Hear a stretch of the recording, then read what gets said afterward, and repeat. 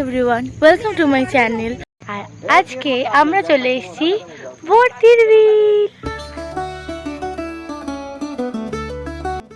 আমরা আমাদের সেকশনের ট্রেন ধরে পৌঁছে গিয়েছিলাম শিয়ালদা স্টেশনে।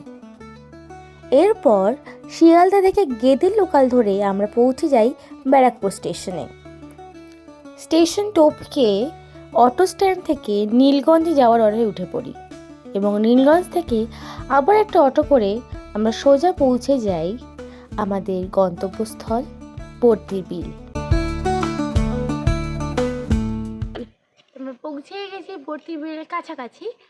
এখানে তুমি সবচেয়ে বেশি যেটা দেখতে পাবে সেটা হলো এই সরষে ক্ষেত।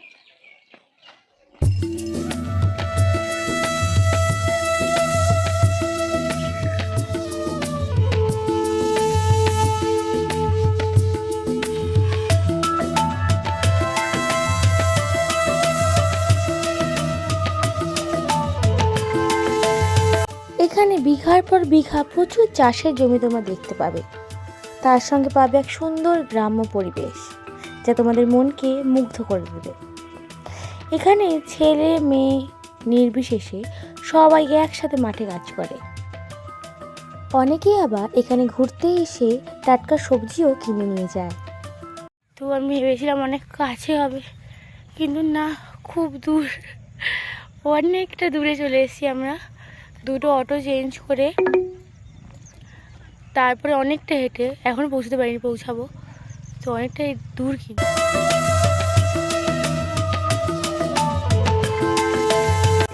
তো আমরা অবশেষে নৌকায় উঠে পড়েছি, আর এখানে মাথা পিছু ভাড়া 100 টাকা। মোটামুটি আধ ঘন্টা ওরা নৌকা ভ্রমণ করাবে, এবং যদি কোথাও মনে হয় যে আরও সময় লাগছে সেক্ষেত্রে কিন্তু দাম বেশি কম হতে পারে।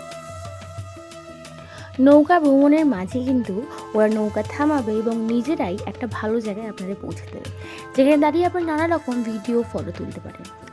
ওইখানকার পরিবেশ এত ভালো, আপনার মনকে এমনি ভালো করে দেবে। আসলে আজ আমি ভালো করে ভিডিও করতে পারছিলাম না, কারণ আমার শরীরটা ঠিক ভালো ছিল না, একটু সর্দি হয়েছিল, জ্বর ছিল। ওই জন্য আমি আজকে এই এন্ডিংটা আমি ঘরে এসে করছি।